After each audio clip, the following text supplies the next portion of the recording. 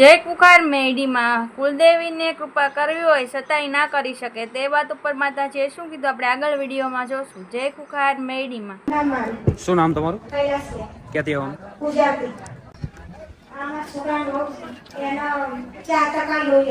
બરોબર। લોહીની પગમાં હો જાય જતા હતા ને મોઢે થઈ જતી કે તઈ બોટલ લોહીની ચડાઈ અને પછી એના રિપોર્ટ કરાવવો પડશે, પછીથી દવા ચાલુ કરવી પડશે। તો બીમાર જેવી હતી ને એક બોટલ ચડાવી શુક્રવાર આપતો, પછી એક બોટલ ચડાવી અને સોય કઢાવી દીધી અને પેલું વાવાઝોડું હતું ને તે રવિવારે મેં આવ્યા અને માનતા રાખી બીજી બોટલ ના ચડાવી પડે અને સારું થઈ જાય। તો પછી ગુરુવારે મને સપનામાં માતાજી કીધું રિપોર્ટ કરાવો, તો રિપોર્ટ કરાવ્યો। કયા માતાજીએ? કુખાર મેડીમાં રિપોર્ટ કરાવો, પછી શનિવારે રિપોર્ટ કરાવ્યો તો 9% લોહી થઈ ગયું। દવાને ગયા કશું નહીં, એટલે પેલા 4% હતું, તમે બોટલો ચડાઈ તો પણ વધતું નતું અને એક વર્ષથી 4% લોહી। બરોબર પિયર હતું અને લાયા એમ આવ્યું। બરોબર લાયા। હા, એ મમ્મી પપ્પા છોડી પિયર છોડી અને અહીં આવી બરોબર। અને માનતા રાખી એ પછી ઓટોમેટિક લોહી વધી ગયું એમનું? હા, વધી ગયું। મેં કીધું મારી આ તો મારી બધું જોવાનું તમારે, કોઈ દવા વગર લોહી વધી ગયું ને એમનું? બરોબર। શું કીધું તું સપનામાં? શું કીધું તું માતાજીએ? રિપોર્ટ કરાવવાનું, રિપોર્ટ કઢાવવાનું કીધું તેમ દવાખાને જઈને રિપોર્ટ કઢાવી દેજો એમ। એટલે એ માનતા રાખીએ પછી સપનામાં આવ્યા હતા માતાજી અને રિપોર્ટ કઢાવ્યો, રિપોર્ટમાં લોહી વધી ગયું હતું। વધી ગયું અઠવાડિયામાં। બરોબર મામા અરે રામ રિપોર્ટ કરાવવા કીધું કે રિપોર્ટ કરાવી જા તો લોહીનો બાટલો ચડાવી દીધો મેં મેરડીએ। અરે રામ હતી ગાડી એટલે કેવી માનતા? ગાડી વેચાઈ જાય ને હારા ભાવથી તો માડીના પકડે 10,000 રૂપિયા આપવાના થાય। બરોબર। એટલે ગાડી કેટલા સમયથી નથી વેચાતી? મહિના દોઢ મહિનાથી। મહિના દોઢ મહિનાથી તમે પ્રયાસ કરતા હતા પણ વેચાતી નથી હા, અને માનતા રાખીએ પછી માતાજીની 10 દિવસમાં વેચાઈ ગઈ। 10 જ દિવસમાં વેચાઈ ગઈ અને કિંમત હારા ભાવથી નકર 3-3.5 લાખ રૂપિયા કહેતા હતા, બરોબર। એના હાટે 4,15,000 માં વેચાઈ ગઈ। બરોબર। એટલે પહેલા એ ગાડીની કિંમત 3 લાખ રૂપિયા કીધી હતી તમે જ્યાં તપાસ કરાવી હતી ત્યાં, બધી અને માતાજીની માનતા રાખી અને પછી ગાડી કેટલા રૂપિયામાં વેચાઈ? 4,15,000। બરોબર। એટલે 2,15,000 વધારે ઉપરથી, બરોબર, માનતા રાખે પછી, બરોબર। એટલે 10,000 લઈને આવ। હા, રામ આશીર્વાદ। એ માનતા તમે 10,000 ની તમારા મનથી રાખી હતી ને? મનથી, મનથી। અહીંથી કોઈએ કહેવામાં આવ્યું? ના। બરોબર। હું કોઈ કહેતી જ નહીં પણ મારે લાવવાના હોય તો આવી લોકોના કામ કરી લાવી દઉં। આ મફત થોડી થાય છે, આ મંડપ બંધાય છે, મહિને જેટલા ભાડા થાય છે, તો આવા તમારે જો લઈ નહીં આવા દુખિયારા ભાવિકોના કામ કરી માર મહેતાનો લઈને આવું, જેથી આ પટેલ બધા ભેગા થઈ પછી આનું ભાડું બધી વ્યવસ્થા। પ્રશ્ન એ છે કે તમે ગયા પ્રવચનમાં કીધું હતું કે કુળદેવી મજબૂત હોય અને મારી કુળદેવીને હું એવું ઈચ્છું છું કે આજથી મજબૂર ના થાય અને કોઈ એવા વડીલોએ કે મારાથી બધી ગુનાહ થઈ ગયો એ મારે ચોખ્ખું કરવું અને મારી કુળદેવી રાજા જેવી ફરવી થઈ ગયો, બસ એ બધા દીવા જે અત્યારે ઘરની અંદર હું તમામ દીવા કરું છું એ ચોખ્ખા એક થાય અને એક થશે પછી જ મારો પરિવાર એક થશે, આટલી હું આશા લઈને આવ્યો છું। અરે રામ તમારા દેવગતિનો અભ્યાસ સારો થયો મારા સાનિધ્ય, બધી સમજ જ્ઞાન બધું મળવા મળ્યું, ખબર પડતી મળી, નિસ્વાર્થ ભાવ પેદા થયો, તમે તમારા માર્ગમાં બરોબર છો। પણ આ દેવ છે મહાકાળી માતા છે, ભદ્રકાળી છે, બધા ભદ્રકાળી કે પણ હું એક જ કહું છું, કોઈ ભદ્ર કે મહાકાળી બે એક જ રૂપ છે પણ બદલાયા આ રોવા છે ચપ।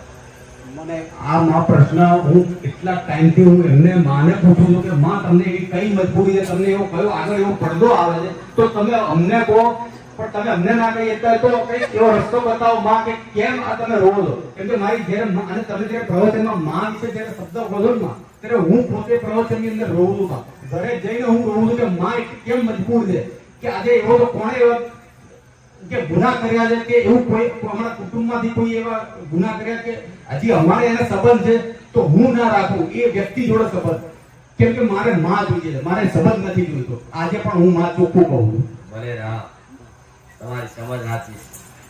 પણ આ રડવા પાછળનું કારણ છે, પહેલું તો જો એક વસ્તુ કહું, તમારા કાકા કુટુંબ મારા મોટા નથી નથી માં ચોખ્ખું. બરોબર. ચોખ્ખું. આને બોલવું છે, મને કોઈ દેવ બોલવા દેતું આ બસ માં આડું થાય છે. સારું થયું. પણ હું માતા એવું કહું છું, જો આ ધૂળ છે, તમે મોનો, બીજા એને મોનતા ના હોય, એની મજાક કરતા હોય, સાચી વાત છે, સરસ. સાચી વાત. આમ તો ઘડે ઘડે માતા જોતો આવી જાય, સાચી વાત. માતા એવી રીત નવરી છે, ઘડે ઘડે આવી જાય, ના આવે. કહેશે કે નહીં એવું? હા હા, કીધેલું છે માં, મેણું મારેલું છે માં. મારા કાકાએ જ મેણું મારેલું છે. અને જ્યારે મારા કાકાએ જ્યારે અમારે નવો મઢ કરવા, માં હું અભિમાન અહંકારની વાત નહીં કરતો, પણ એક સત્યની ગાદી પર બેઠો હતો એટલે મારે બોલવું પડે, નકર હું આ ના બોલું. જ્યારે મારે મઢ કરવાનો હતો ત્યારે મારા માતા મને ભુવાજી મળ્યા. બે ભુવાજી, અત્યારે અમારા 10 વર્ષ પહેલાની વાત છે. એ ભુવાજી એમ કીધું કે તમારે મઢ બનાવવો પડશે. અને અમે ઘણી રાતો બગાડી. છેલ્લે ખોડિયારમાં ભુવાજી હતા કાકા, એને અમને રસ્તો બતાવ્યો કે તારી માં મઢ માંગે છે. એટલે હવે મહેનત કરી અને એમણે કીધું કે તમારે વડીલોને બધાને ભેગા કરવા પડશે. તો અમે વડીલો બધા અમદાવાદમાં મીટિંગ કરી, ભેગા થયા. પછી એવામાં એક મારા કાકા થોડાક ટાઈમ પહેલા એવું મેળું માર્યા કે મઢ થાય બરાબર, પણ આ માં આમના કોઠે ના આવી જોઈએ, બીજાના કોઠે આવે તો હું માનું. આવું મેળું માર્યું. તો માએ ત્યાં જ અમને કહી દીધું કે હું નહીં આવું. અને હકીકત મઢ આટલો લગભગ 23-24 લાખ રૂપિયાનો ખર્ચો કર્યો. જે અમારા શું કહેવાય દાદા જે વડીલ અમારા બેન જે કરી શકે રૂપિયાનો ખર્ચો એમણે કર્યો ખર્ચો. મંદિર મસ્ત 3 મહિનાની અંદર તો મંદિર થઈ ગયું. અમને ગાળો બી ઘણી મસ્તી મજાક કરી, પણ માની ખાતર અમે સાંભળી લીધું. હા, જો વખડા વખડા કાપીને મંદિર બનાવ્યું વાળા, આવું કહું છું. ચોક્કસ. સાચી વાત, સાચી વાત. સાચી વાત. ઉકેડા વાળી જગ્યા હતી. હા, સાચી વાત. ઉકેડા ખબર છે ને? વખડા, ઉકેડા, વાડા, આ વાડા વાળી જગ્યા. જો આ તમારા વડીલોએ આ વાડો લીધેલો, હું મેરડી આવતો. બરાબર. આ વાડો લીધેલો ને આ વાડો કોકનો ને આ જગ્યા પર કોકનું દેવ બેઠું છે, એટલે તમારી માતા મંદિર બનાવતા બનાવતા ઘર લાવી દીધું. બરાબર. આ શું ખોટું? સાચી વાત. ઝઘડા કરાયા, કકરાટ કરાયા, હા, મંદિર કરાયા. બનાવવાની વાત ચાલુ થઈ, હા એવું ઝઘડું થયું. હા, આ મીટિંગમાં થયા હતા કે સાચું ખોટું? સાચી વાત. તો જો કદાચ શુભ કાર્ય કદાચ દેવનું કરવા જતા હોય ને તમારા ભાઈઓ લડત થતી હોય તો સમજી લો કોક દેવનો વિરોધ થયો. ચોક્કસ. આવું માનું.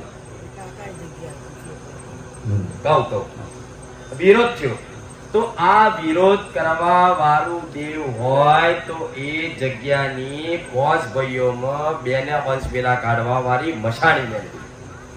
ચોક્કસ. 5 ભાઈઓ. ગામડે. બરાબર. ગામડે. ગામડે. એ મઢમાં એ મંદિરમાં માતા નહીં, માતા જગ્યા પર. મારા ઘરે જ છે. એ તમે હમણાં જાહેર કર્યું હતું અને અમે બધાઈને પાછા અમે બેસાડી દીધા. બરાબર. ચોક્કસ. હવે એ જગ્યા ત્યાં બેહાડીશ. હા. તમે જગ્યા પર હક રાખશો તો એ મશાણી મેલડીનો તમારી પર હક કરશે.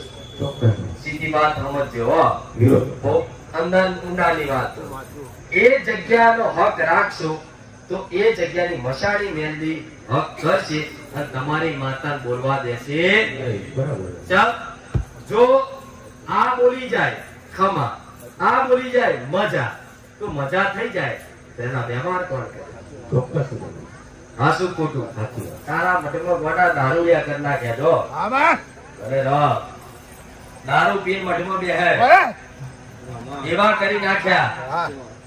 પણ છતાંય હું માતા એવું કહું છું, આ તારી માતા અસલ ગુણ છે. એનો સંદેશો એટલો જ છે કે દીકરાએ મઢ ભૂલી જાઉં તારા ઘેર કદાચ તું કે ઉડતા ચકલા ના પાડું તો સામે ભલે 100 જણા કહી જાય અમે 3 કાપી દઈએ.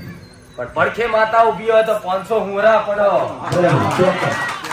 ત્યારે એમ કહેવાય કે માતા માં તું બોમ્બે બેઠી ના હોય, બોમ્બે બેઠી ના હોય તો તું મારા ઘેર બેઠી છું. પણ માં જો આજ વાતે તારી રી હોય કે મારા દુશ્મનો તમારા દુશ્મન એ મારા દુશ્મન પણ મારા દુશ્મનો ભેગા ખાવશો ને એ મને માતા નહીં ગમતું. ખાલી આટલું કેમ, જો કદાચ હસ્તી ના આવો તો મેળ નહીં મળે. ખાલી દંડ પોણી કર. લગન પ્રસંગમાં તમારા કંકોત્રીઓ બાબતે લખા પાડ્યા નામ લખવા બાબતે લખા પાડ્યા કે નહીં? તો આ મેં લક્ષણ કીધેલું છે. હા. એ કંકોત્રી નામય ગુરવાર. હા, નામ ના હોય એટલે આપણે અંદર ઝઘડવાના છે કુટુંબ કે મારું પહેલું હું મોટો છું, તારું પહેલું કેમ નામ છે? થયું કે નહીં? થયું. નાના લગનમાં મારી કંકોત્રી નામ માટે મારે કંકોત્રી આખું શું થયું તું? આના બાબાના મેરેજ કર્યા ને ત્યારે તે મારા કાકાનું નામ નહોતું લખ્યું એના માટે મારે આખું જે કંકોત્રી છપાઈ હતી 200-250 તે આખી કંકોત્રી મારે ફરતી છપાવી પડી હતી એમના નામ છપાવવા મને ખાસ દર્શન કરી એ જગ્યા પર ખાલી હવા રૂપિયો લઈ એ જગ્યાના ગોગા મહારાજ બીજો હવા રૂપિયો લઈ જગ્યાની મેરડી મશાણી મેરડી કંકોત્રી મેરડી આટલા બે વ્યવહાર મૂકી અને તારી માતાને કહે છે માં કદાચ તું અહીંથી મઠની બહાર હોય ને તો મારા જોડે હેડજે મારા પીઢીના દેવ બધા મારી જોડે હેડજો હું તમને ઘેર પૂજીશ જો રામ આપણે આઈ ના જોડાવ તો કોણ